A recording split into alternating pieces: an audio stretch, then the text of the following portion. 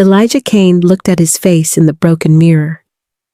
His eyes had little bits of amber in them, like tiny gold flecks swimming in dark pools. People in town always stared at him. They whispered when he walked by, calling him Ghost, because his skin was so pale. "Ghost! Your rent is due tomorrow!"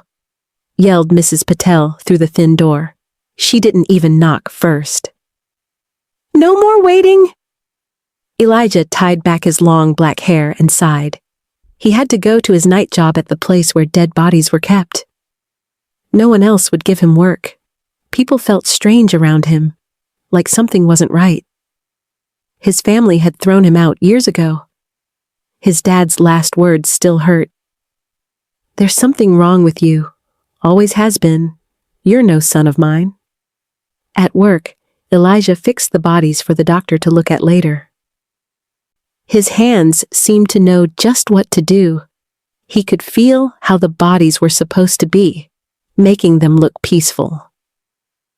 Dr. Winters once said, "You have a weird talent for this dead people stuff." But she didn't mean it in a nice way. At midnight, the lights went out. The backup lights came on, casting spooky shadows. Elijah was checking the pockets of a body with no name when he cut his finger on something sharp. A drop of his blood fell onto a black stone necklace from the dead man. The drop seemed to sink into the stone, which glowed red for a quick second. Then Elijah heard a noise at the back door. He found a small girl, maybe 6 years old, shaking in a thin nightgown. She looked cold, even though it wasn't that chilly. "They beaten my mama," the little girl said with tears running down her dirty face. "She is dying in the woods. Please help." Something about her eyes made Elijah follow her. She had little amber bits in her eyes too, just like his.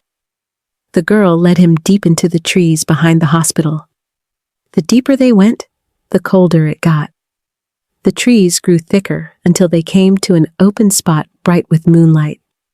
A woman lay on the ground, not moving. Elijah knelt down to check if her heart was beating. Suddenly, her eyes popped open. They were all black, like pools of ink. Her hand grabbed his arm with a strength that seemed impossible. "Blood calls to blood," she said in a voice that didn't sound human. "The council requests your presence, halfling." Before Elijah could say anything, the ground under him melted away. He fell through darkness, still holding the black stone that now burned hot in his hand. Elijah woke up in a big room made of black stone with red lines running through it. Huge lights made of bones and shiny crystals hung from the high ceiling, sending rainbow colors across the walls that had strange marks carved into them. The little girl sat nearby, but she looked different now. Her skin glowed, and her face wasn't so much like a child's anymore. It was pretty, but also a bit scary. "You slept for 3 days," she said, her voice sounding like music even though she was small. "Mother said your blood is still too human." "What are you? Where am I?" Elijah asked. He looked at his hand and saw the black stone was now stuck in his palm. "I am Lilith, youngest of the High Council's guards," she answered. "And you are home, under the city you've walked above for many years, never knowing your family slept below." A tall woman came into the room, the same one from the woods, but now she wore flowing red clothes and looked like a queen. "I am Selene, first of the blood covenant. Your mother was my sister, who ran away to have you in the human world." In the days that came next, Selene told Elijah the truth. A group of very old vampires had lived under Ravenswood town for hundreds of years. They were in danger from humans finding them and from fights among themselves. Elijah's mother had been a pure vampire princess who fell in love with a human man. She had Elijah, half vampire, half human, before being hunted by vampires who hated such mixing. The stone was her gift to you. It holds her spirit, waiting for your blood to wake it up, Celine said, teaching him how to use his new senses that grew stronger each day. With Celine's help, Elijah found he could do amazing things. Move very fast, lift heavy things, feel what others were feeling, and heal with his touch, which explained why he was good with the dead bodies at work. But he was different from the other vampires. He could walk in daylight, and his heart still beat while theirs did not. While learning his new powers, Elijah met Dante, the leader of the council. Very old, very strong, and at first, very mean to this half-human in their home. But as weeks passed, Dante's meanness turned to respect, then to something deeper as they fought together, hunted, and shared blood under the full moon. "Your mixed blood is not weak, as I once thought," Dante said one night, his cold eyes getting softer as they stood on a hidden balcony looking at the sleeping town. "You connect worlds we have long forgotten." Their hands touched over an old book, and a shock of power passed between them, a bond neither expected. The room's crystals glowed brighter as Dante's fingers traced the strange marks now spreading from the stone into Elijah's skin. "The blood covenant speaks through you," Dante whispered. "The story of the Crimson Bridge, a half-blood who would join our worlds when darkness threatens both." As they moved closer, a scared cry echoed through their underground city. Lilith appeared, her small body shaking. "The hunters have found us," she gasped. "They've broken into the east tunnels." Fire lit up the old tunnels as vampire hunters rushed into the underground home. Among them, Elijah saw his father's old, angry face. He carried silver weapons and looked full of hate. "We've tracked the monster for weeks," his father told the hunting group. "The morgue worker who went missing, my son, must have been their first victim." Elijah watched from dark corners as the family that threw him out now tried to save him. At the same time, the Vampire Council talked about what to do with him. Many said his human ties had put their secret home in danger. "He is not truly one of us, or one of them," said Council Member Thorne with a hiss. "His very life breaks our most holy laws." Dante stood up for him strongly. "He is the one from the Crimson Bridge story. His mixed blood is exactly what will help us live." Caught in this fight, Elijah learned the truth about Dante's past. He was once a human who loved books and chose to become a vampire to save old knowledge when a great library burned long ago. He had spent hundreds of years looking for a way to bring humans and vampires together again. "I thought living together was impossible until I found you," Dante told him during a short break from the fighting. "Your mother gave up everything for this chance."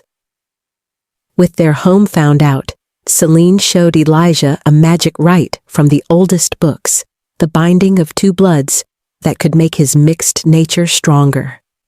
This would let him use enough power to fix the walls between worlds and save their home. But it would cost him. He would finish changing, losing what was left of his human self.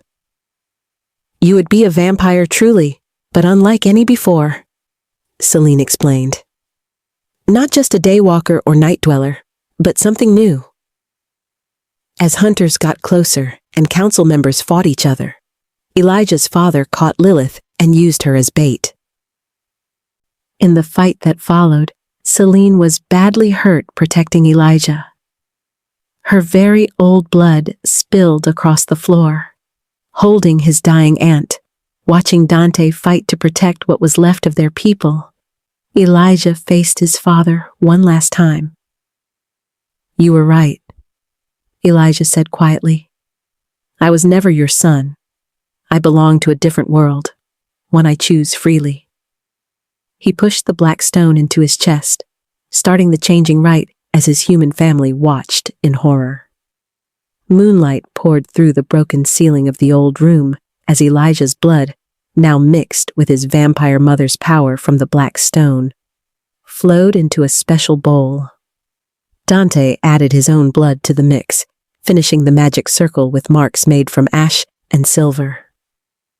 "Blood of two worlds, joined in one body," Dante chanted, his voice filling the room as hunters and vampires found they couldn't move. The magic held them back. Elijah's body bent in pain as his last human parts fought with his waking vampire side. Pictures filled his mind. His mother giving up her life, years of fighting, and the hope for something new to grow from all the hate. The magic shook and started to break apart. The power was too much for one person to hold. Elijah screamed as golden cracks spread across his skin, each one threatening to tear him apart. "The ritual needs an anchor," Celine gasped from where she lay wounded. "A second soul to balance the transformation." Dante looked at Elijah, then at the crumbling walls around them. Hunters were breaking free from the magic circle. His people were dying. Everything they had built for hundreds of years was ending. "I understand now," Dante said softly, stepping closer to Elijah. "The bridge isn't just about power. It's about trust." He placed both hands on Elijah's shoulders. "I choose to believe in your world." Before anyone could stop him, Dante pulled Elijah close and whispered ancient words. His body began to glow with the same golden light that was tearing Elijah apart. "No!" Elijah tried to push him away, but Dante held firm. "This is not death," Dante said, his voice calm even as his solid form started to fade. "This is what I've searched for. Not coexistence through distance, but through unity." He smiled, and for the first time, Elijah saw real peace in those ancient eyes. "I will be with you. We will be the bridge together." Dante's body dissolved into golden mist that wrapped around Elijah like warm arms. The pain in Elijah's chest eased as the two souls merged. One human turned vampire, and one human becoming vampire, meeting in the middle. Elijah's father broke through the weakening magic wall, silver knife raised high. But he stopped, frozen by what he saw. His son's body was changing, skin turning hard like polished stone, eyes shifting so one became black as midnight while the other kept its human amber flecks. The black stone melted into Elijah's chest, forming a pattern that looked like two hands clasped together. When Elijah opened his eyes, he spoke with two voices woven together, his own and Dante's. "I am both your worlds. I will protect both."